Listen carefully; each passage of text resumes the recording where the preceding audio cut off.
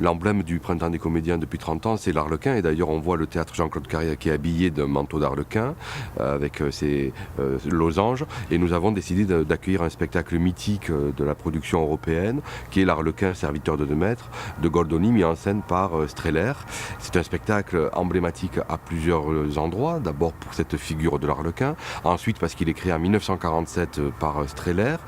dans une Europe en reconstruction. Et Strehler interroge aussi la reconstruction du théâtre italien, puisque Goldoni, en 1745, prend un canevas de commedia dell'arte, qui est un art finissant, un art épuisé, et va le coucher sur le papier et va inventer la comédie à l'italienne, un peu comme Molière le fait avec la comédie de Meur. Donc il y a là tout un sens de la transmission du théâtre qu'on retrouve tout au long de ce Printemps des comédiens, puisqu'il a été construit avec les grands maîtres du théâtre européen. Je parle de Strehler, je parle de Peter Brook, qui sera là avec son dernier spectacle autour du Mahabharata, Battlefield, qui lui interroge avec ce poème 15 fois plus long que la Bible, la façon dont on peut reconstruire le monde après la guerre, comment on enterre ses morts, comment on reprend un sentiment heureux, dont Peter Brook pour 2 ou 3 représentations au Micocoulier. Il y aura aussi dans les grands maîtres Georges Lavaudan, qui viendra créer en début de festival au Théâtre d'Eau avec des acteurs formés dans la région, et notamment le magnifique Frédéric Bory,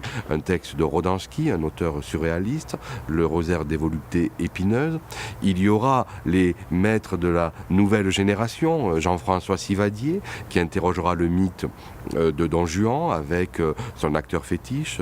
Nicolas Bouchot. Il y aura, pour pousser plus loin dans la réflexion de l'évolution de l'Europe aussi au XVIIIe siècle, on a la figure de Sganarelle dont je parle avec le Don Juan, dans le Sivadier. Et il y a l'Arlequin, qui est un valet complètement soumis à son maître, le Sganarelle du Don Juan qui est plus émancipé, et nous arrivons à la Révolution française, et c'est Joël Pomera, cet immense metteur en scène qui viendra interroger sur la création de la démocratie en 1789 en France, avec ce spectacle fleuve, ce spectacle exceptionnel qui est La fin des Louis, ça ira, où à partir d'interventions des députés des 3 États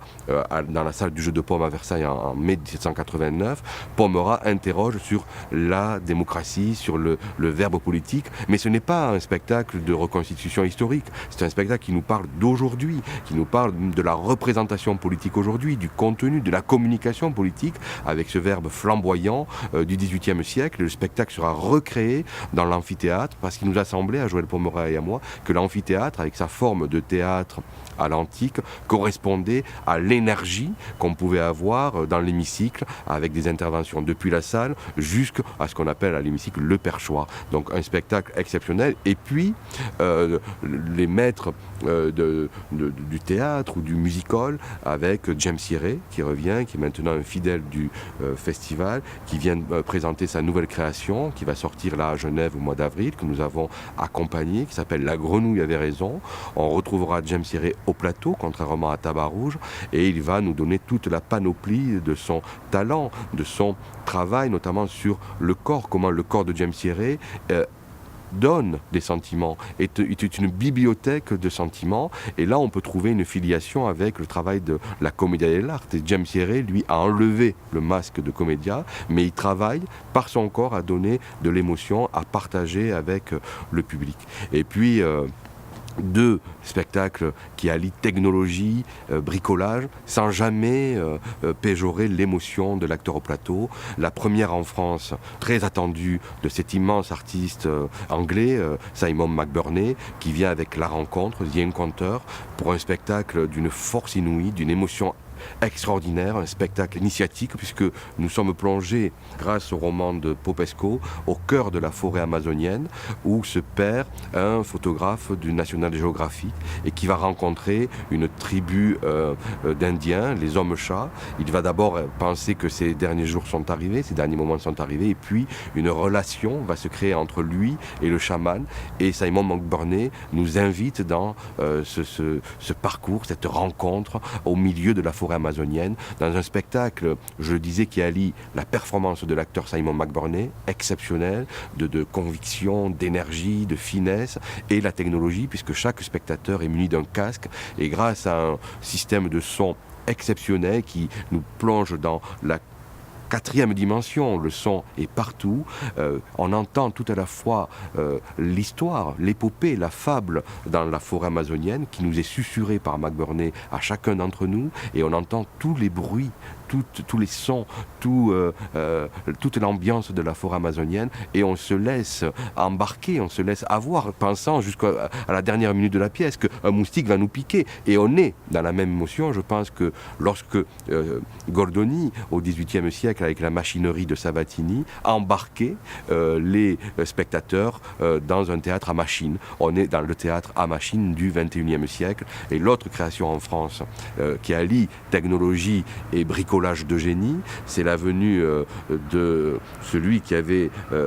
ouvert en 2013 le printemps, Jaco van Dormel, et accompagné de Michel Andemé, la chorégraphe, qui avait réjoui avec son Kiss and Cry, qui a depuis fait le tour du monde et qui revient avec sa nouvelle création que nous avons accompagnée là aussi, qui est Cold Blood, qui poursuit l'aventure de la nanodance, du filmé en direct, du film réalisé en direct, mais là, on n'a plus seulement les doigts des deux danseurs, on a le corps dans son entier qui devient géographie, qui devient matière et qui nous embarque dans ce théâtre, cette fable heureuse, cette fable philosophique, comme aime à le raconter avec un talent extraordinaire Jaco van Dormel et Michel Andemé. Et puis des grands rendez-vous de cirque, avec la venue d'une des plus grandes compagnies de cirque, les 7 doigts de la main, que nous co-accueillons avec les Nuits de Fourvière à Lyon pour leur dernier spectacle, Triptyque, et qui allie à merveille l'art de la chorégraphie et l'art du cirque, puisque les artistes des 7 doigts de la main, dont on connaît les performances techniques aux agrès sont reconnus, ont demandé à 3 grands chorégraphes nord-américains de présenter pour ce triptyque donc 3 pièces qui forment le spectacle. C'est un spectacle ravissant, un spectacle qui est tout à la fois beau par l'émotion qu'il procure esthétique et par la puissance des performances des artistes de cirque. Des spectacles qui rendent hommage aussi, on parlait des 30 ans, au travail de mon prédécesseur Daniel Bedos, puisque j'ai demandé à Yann Bourgeois, qui vient de triompher à l'Opéra Comédie avec son dernier spectacle, de créer dans le parc une déambulation. Je sais que les spectateurs gardent un grand souvenir des déambulations, et là nous avons tenté de renouveler l'idée de la déambulation comme nous l'avions fait il y a quelques années avec Richard Mitou et les règles du savoir-vivre. Yann Bourgeois va proposer aux spectateurs une performance sur la suspension, la gravitation, l'art du point de suspension, et je crois que ça va être un moment de pure poésie. Nous aurons aussi le Cirque Poussière qui sera là, nous aurons une jeune compagnie qui vient d'Andalousie pour un spectacle à 18h, et puis un spectacle proposé par nos partenaires du Cirque École Balthazar, qui nous ont, en plus du spectacle de fin d'année qui sera là présent, comme d'ailleurs nos amis de l'autre théâtre, ils nous ont proposé d'accueillir un spectacle de cirque qui s'appelle Chute pour ouvrir ces journées du spectateur, puisque nous aimons ici à accueillir les spectateurs dès 18h, première mise en bouche, et puis aller jusqu'à 22h pour les très grands formats. Et puis, pour fêter ces 30 ans, revenir aux sources du printemps. Des comédiens comme Gérard Somade en 1987 l'avaient imaginé. Et nous revenons aux origines du printemps avec la décentralisation. Et le président Mesquida a souhaité que, dans un souci d'équité territoriale, le printemps irrigue le territoire. Et nous allons non pas jouer une fois un spectacle dans l'Hérault, mais nous allons implanter sur le second domaine d'art et de culture du département, au domaine de Baïssan, en proche banlieue de Béziers, le théâtre équestre de Zingaro. C'est un événement, exclusivité dans tout le Grand Sud, avec, on achève bien les Anges, donc 22 représentations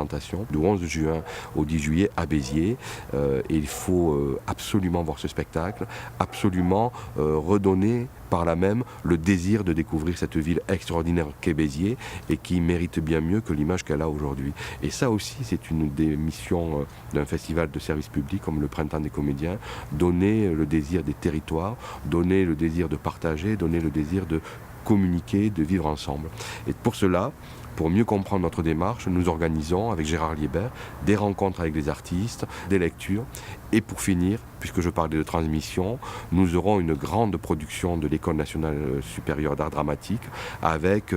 4 productions qui seront jouées au Théâtre du Hangar, où nous verrons un groupe d'étudiants qui va sortir de l'école, dirigé par 4 grands metteurs en scène, des grands textes, La mort de Danton de Buchner, là aussi la Révolution française, un texte extraordinaire d'un jeune auteur de 30 ans, mis en scène par Jean-Pierre Barrault, Alain Françon, un des puissant metteur en scène français, mettra en scène Boto Strauss. Gilles Dasmilin, le directeur de l'école, mettra en scène un texte à lui, et Robert Cantarella montera Monstre. Donc ce travail des jeunes élèves, des jeunes comédiens, va perler le festival avec chaque samedi une intégrale à partir du début de l'après-midi de ces 4 productions. Donc de Strehler, mythe européen du théâtre 1947, jusqu'à aujourd'hui la formation, pour montrer que le théâtre regarde l'avant et que malgré les difficultés présentes, nous avons beaucoup d'espérance.